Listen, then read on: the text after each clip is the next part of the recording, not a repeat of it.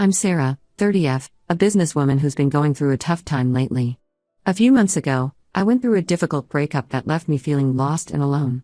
To make matters worse, I've been struggling to connect with my teenage daughter, Emily, 15F. It's like we're speaking different languages sometimes, and I can't seem to break through the wall she's built around herself. Last week, I attended one of Emily's school events, hoping to show her that I'm trying to be more involved in her life. That's where I met Jamie, 35M, a single father who was there for his daughter, Mia, 14F. As we watched our kids from the sidelines, we started talking, and I felt an instant connection with him. It was refreshing to meet someone who understood the challenges of single parenting. Jamie and I exchanged numbers, and over the next few days, we started texting regularly. We shared stories about our kids, our jobs, and the ups and downs of our lives. It felt good to have someone to talk to who really got it.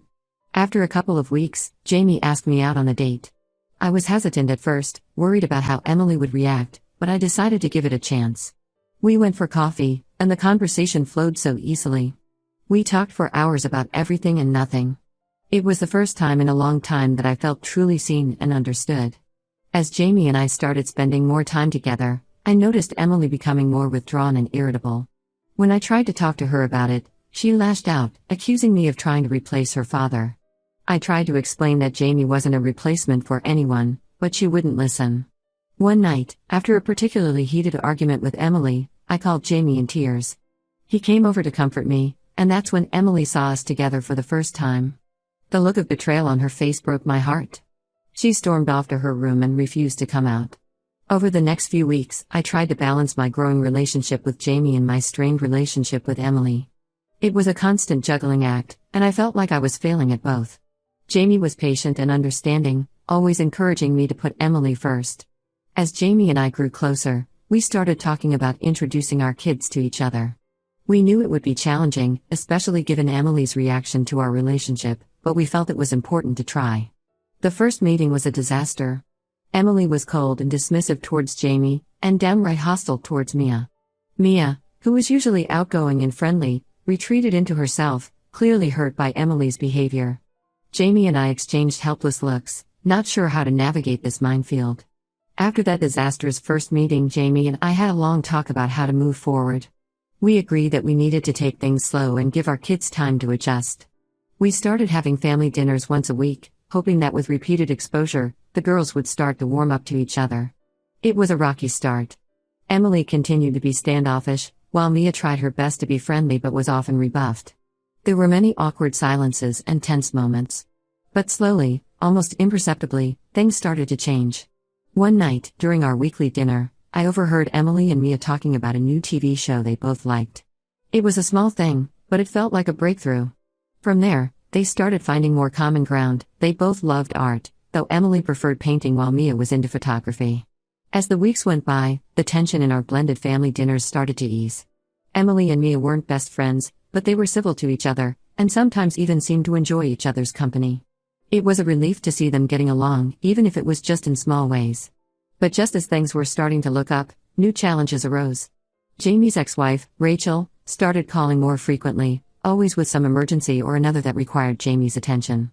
I tried not to let it bother me, but I couldn't help feeling a twinge of insecurity every time she called. Then there was the issue of our different parenting styles. Jamie was more laid back, while I tended to be stricter. This led to some disagreements, especially when it came to setting rules for our kids. We had to learn to compromise and present a united front, which wasn't always easy. Despite these challenges, Jamie and I were committed to making our relationship work. We started going to couples counseling to learn how to better communicate and navigate the complexities of blending our families. It wasn't always easy, but we both felt it was worth the effort. As for Emily, she was slowly coming around. One day, she surprised me by asking if Jamie and Mia could come to her art show at school. It was a small gesture, but it meant the world to me. When I saw Jamie and Mia in the audience, beaming with pride as Emily explained her paintings, I felt a warmth in my chest that I hadn't experienced in a long time. There were still tough days, of course. Days when Emily would retreat into herself, or when Jamie and I would argue over something trivial. But there were also moments of joy and connection that made it all worthwhile. Like the time we all went camping together and stayed up late telling ghost stories around the campfire, or the day we spent at the beach, building sandcastles and splashing in the waves. As I write this, I'm filled with a mix of emotions. I'm grateful for Jamie and the love and support he's brought into my life. I'm proud of Emily for opening herself up to this new family dynamic, even when it was hard. And I'm hopeful for our future together, whatever challenges it may bring. I know we still have a long way to go. Blending families is never easy, and there will undoubtedly be more obstacles ahead. But for the first time in a long time, I feel like I'm exactly where I'm supposed to be. With Jamie by my side and our girls slowly forming their own bond, I'm excited to see what the future holds for our little blended family. Update: when it's been 2 months since my last post, and a lot has happened. Just when I thought things were settling into a comfortable rhythm with Jamie and our blended family, life threw us another curveball. Last week, Jamie's ex-wife, Rachel, suddenly reappeared in our lives. She showed up at Jamie's house unannounced, claiming she wanted to reconnect with her family. I wasn't there when it happened, but Jamie called me immediately after to let me know. At first, I tried to be understanding. After all, Rachel is Mia's mother, and I know how important it is for kids to have both parents in their lives. But as the days went by, it became clear that Rachel's intentions weren't purely about reconnecting with Mia. Jamie assured me that he was committed to our relationship, but I could sense his unease. He seemed distracted and distant, often lost in thought. When I tried to talk to him about it, he would brush it off, saying he was just stressed about work. But I knew better. I could see the conflict in his eyes every time Rachel's name came up. It was clear that her sudden reappearance had stirred up old emotions, and I was afraid of what that might mean for us. Things came to a head when I overheard a heated phone conversation between Jamie and Rachel. I didn't mean to eavesdrop, but I couldn't help hearing Jamie's raised voice. "You can't just waltz back into our lives after all this time," he said. "We've moved on. I've moved on." When Jamie saw me standing there, he ended the call abruptly. We had a long, difficult conversation that night. Jamie admitted that Rachel's return had brought up complicated feelings, but he reassured me that he was committed to our relationship.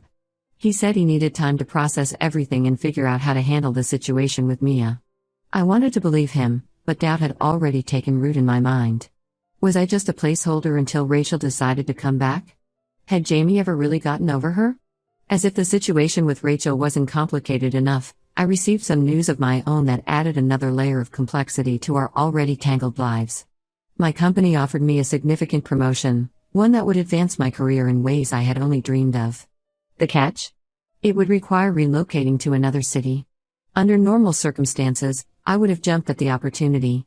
But now, with my relationship with Jamie and our blended family finally finding its footing, the decision wasn't so simple. The thought of leaving behind everything we had built together made my heart ache. I spent days agonizing over the decision, weighing my career ambitions against my personal life. On one hand, this promotion was everything I had worked for. On the other, the thought of leaving Jamie and potentially disrupting Emily's life again filled me with dread. After much soul-searching and many sleepless nights, I made my decision. I realized that while my career was important to me, it wasn't everything. The relationships I had built with Jamie, Emily, and even Mia were more valuable than any job title or salary increase. With a mix of relief and trepidation, I turned down the promotion. When I told Jamie about my decision, the look of surprise and gratitude on his face confirmed that I had made the right choice. He pulled me into a tight embrace, whispering thank you into my hair. That night, Jamie had a long talk with Rachel. He told her in no uncertain terms that while she would always be Mia's mother, their relationship was over. He asked her to respect his new life and his relationship with me. Rachel didn't take it well. She accused Jamie of abandoning their family and me of tearing them apart. But Jamie stood firm, reaffirming his commitment to me and our blended family. The next few weeks were tense. Rachel continued to call and text Jamie, alternating between anger and pleas for reconciliation. Jamie did his best to handle the situation, always keeping me in the loop and reassuring me of his feelings. As for Emily and Mia, they seemed to sense the tension in the air. Emily, in particular, became more protective of me, often glaring at Jamie when she thought Rachel was calling. It was touching to see her support, even if it added another layer of complexity to our family dynamics. Through it all, Jamie and I worked hard to keep our relationship strong. We had many late-night conversations, sharing our fears and insecurities. It wasn't easy, but each honest discussion brought us closer together. Looking back, I realized that turning down the promotion was a turning point for us. It showed Jamie how committed I was to our relationship, and it gave me the clarity I needed about what truly mattered in my life. As I write this update, I'm cautiously optimistic about our future. Rachel's presence in our lives is still a complication, but Jamie and I are facing it together. We're not naive enough to think it will be smooth sailing from here on out, but we're committed to working through whatever challenges come our way. Our little blended family may not be perfect, but it's ours. And that's worth fighting for. Update 2. It's been 2 weeks since my last update, and I wish I could say things have improved. Unfortunately, the situation with Rachel has only escalated. Rachel, still reeling from Jamie's rejection, has become increasingly obsessed with destroying our relationship. At first, it was just more frequent calls and texts, which Jamie continued to ignore or respond to briefly and professionally. But then things took a darker turn. Last week, I started hearing whispers at work. Colleagues were giving me strange looks, and I overheard snippets of conversations that would abruptly stop when I entered the room. It wasn't until a sympathetic coworker pulled me aside that I learned what was going on. Apparently, Rachel had been spreading rumors about me. She'd been contacting people in my professional network, sharing half-truths and outright lies about my past. She claimed I had a history of breaking up families, that I was unstable and untrustworthy. Some of the stories she told were so wildly fabricated that I couldn't believe anyone would take them seriously. But people did. I found myself having to defend my character and my relationship with Jamie to people who had no business judging either. It was humiliating and infuriating. When I told Jamie about what Rachel was doing, he was furious. He immediately called Rachel and demanded she stop spreading lies about me. But Rachel denied everything, claiming she was just telling the truth about me to protect Jamie and Mia. The constant barrage of negativity started to take its toll on our relationship. Jamie was stressed and distracted, constantly putting out fires started by Rachel. I found myself becoming paranoid, wondering who else Rachel had talked to and what other lies she might be spreading. We tried our best to present a united front, but the strain was showing. We started arguing more frequently, often over small, insignificant things. The trust and openness we had worked so hard to build was being eroded by Rachel's toxic influence. Emily, ever perceptive, picked up on the tension between Jamie and me. She started acting out again, skipping classes and staying out late. When I tried to talk to her about it, she lashed out, accusing me of ruining everything by getting involved with Jamie in the first place. Mia, caught in the middle of this adult drama, became withdrawn and quiet. She spent more time in her room when she was at Jamie's house, avoiding the tense atmosphere that had settled over our once happy blended family. Things came to a head last weekend. Rachel showed up at our house unannounced, clearly intoxicated. She started yelling, demanding to see Jamie and Mia. When I tried to calm her down and ask her to leave, she became physically aggressive, pushing me and trying to force her way into the house. Jamie, hearing the commotion, came running. He managed to restrain Rachel and called the police. As we waited for them to arrive, Rachel continued to hurl insults and accusations at me, her words slurred but no less hurtful. When the police arrived, they took Rachel into custody. Jamie and I spent the next few hours giving statements and filling out paperwork. By the time we got home, we were both emotionally and physically exhausted. That night, as we lay in bed, unable to sleep, Jamie and I had a long, honest conversation about our future. We both acknowledged that Rachel's behavior was toxic and destructive, not just to our relationship but to our entire family unit. Jamie, his voice thick with emotion, told me how sorry he was for everything Rachel had put me through. He said he felt responsible for bringing this chaos into my life and into Emily's life. For a moment, I was afraid he was going to suggest we end our relationship for everyone's sake. But instead, he took my hand and looked me in the eyes. "I love you," he said firmly. "And I'm not going to let Rachel destroy what we have. We've worked too hard and come too far to give up now." His words filled me with a mix of relief and determination. We spent the rest of the night making plans. We decided to seek a restraining order against Rachel to protect our family. Jamie also made the difficult decision to limit Rachel's access to Mia, at least until Rachel could prove she was getting help for her issues. The next day, Jamie called Rachel's parents to inform them of the situation.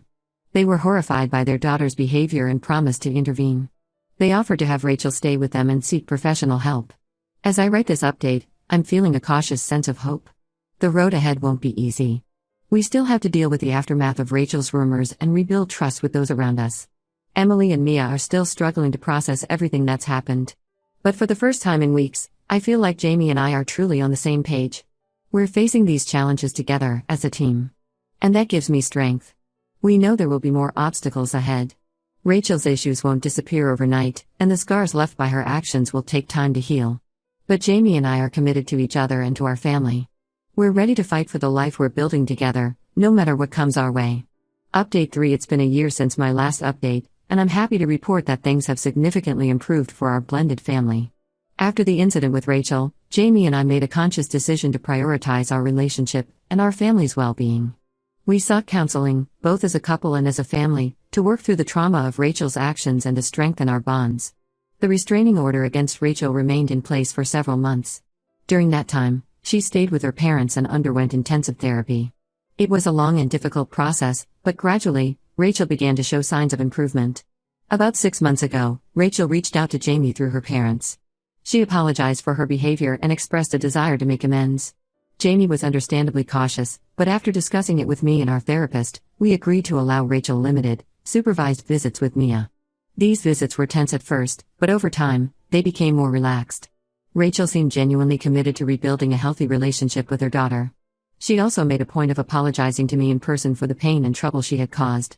While I appreciated her apology, I made it clear that rebuilding trust would take time. As for Jamie and me, our relationship has grown stronger through all these challenges. We've learned to communicate more openly and honestly, and we've become better at supporting each other through difficult times. Last month, Jamie proposed, and I said yes. We're planning a small, intimate wedding with just our closest family and friends. Emily and Mia have also come a long way. The girls have formed a close bond, almost like sisters.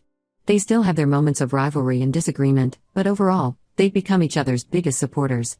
Emily has even started referring to Jamie as her stepdad, which never fails to bring a smile to his face. My career has taken some interesting turns as well. After turning down that promotion a year ago, I was worried about my future at the company. But my boss was understanding and appreciative of my dedication to my family. She worked with me to create a flexible work arrangement that allows me to balance my career and family life better. I've taken on new responsibilities and projects that challenge me professionally while still allowing me to be present for my family. Looking back on everything we've been through, I'm amazed at how far we've come. There were moments when I thought our relationship wouldn't survive, when the pressure seemed too much to bear. But Jamie and I chose to face our challenges together, and that has made all the difference. Our blended family isn't perfect. We still have our ups and downs, our disagreements and misunderstandings. But we've learned to navigate these challenges with patience, understanding, and love. As I write this final update, I'm filled with gratitude and hope for the future. We've weathered some serious storms, but we've come out stronger on the other side. Jamie, Emily, Mia, and I are building a life together that's filled with love, laughter, and mutual support.